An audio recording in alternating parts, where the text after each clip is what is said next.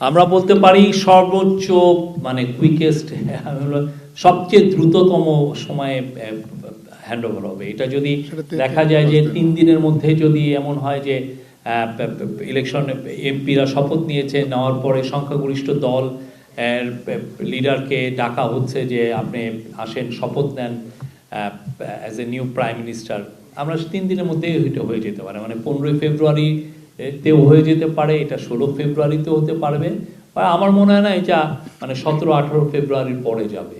এই বিষয়ে আইন মন্ত্রণালয় এবং আমাদের আইনমন্ত্রী মহোদয় এটা নিয়ে বলবে।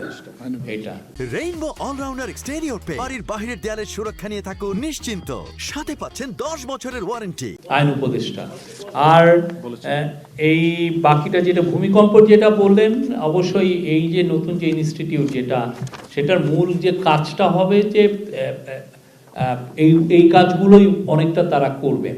আর সবচেয়ে বড় কথা কি, যদি আপনি বাংলাদেশ ন্যাশনাল বিল্ডিং কোড মেনে যদি কেউ বাড়ি বানান, তাহলে এটা এমনিতেই আপনি আর্থকুয়েক রেজিস্ট্যান্ট বিল্ডিং হয়ে যায়। এটা অন্তত 8-9 ডিগ্রির মানে মাত্রার ভূমিকম্প সহনশীল হয়।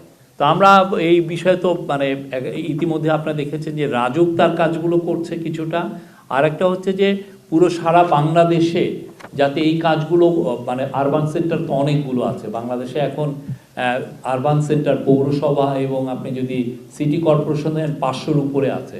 তো এই জায়গার বিল্ডিংগুলো মনিটর করার জন্য একটা নতুন মানে এই বিল্ডিং মানে হাউজিংয়ের জন্য একটা নতুন রেগুলেটর করা হচ্ছে, সেটা কিছুদিন আগে পাস হয়েছে।